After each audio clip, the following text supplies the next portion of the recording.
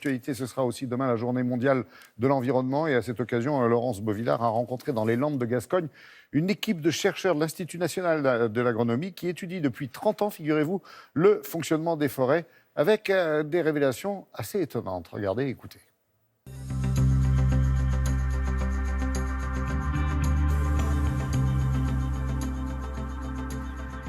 Ça, c'est un pin maritime. Ça, c'est un bouleau et ça, c'est un chêne vert. Et tous les trois ont été plantés en même temps il y a 10 ans par des chercheurs de l'INRA, l'Institut national de recherche agronomique. Nous sommes ici sur une parcelle expérimentale sur la biodiversité des forêts. Et c'est extrêmement important parce que 75% de la biodiversité terrestre se trouve dans les forêts.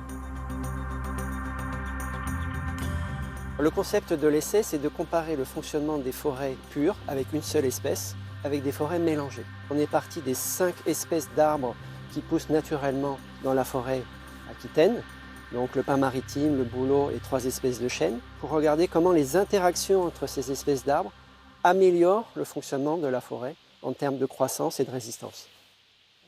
Donc ces espèces en mélange sont réparties à l'intérieur de blocs où il y a tous les mélanges possibles qui sont comparés.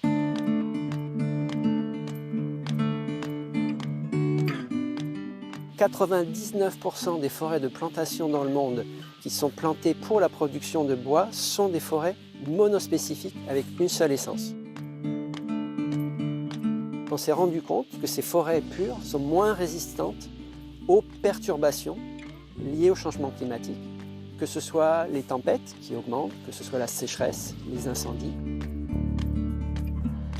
On s'intéresse aussi aux insectes ravageurs, ceux qui abîment les arbres, et notamment la pyrale du pin maritime. Donc c'est un papillon dont la chenille creuse le bois et fait une cicatrice au niveau du tronc que l'on voit bien ici. Ça fragilise en fait la structure du tronc et quand il y a un coup de vent, eh bien, l'arbre casse au niveau de la cicatrice qui avait été provoquée par l'attaque de la pyrale.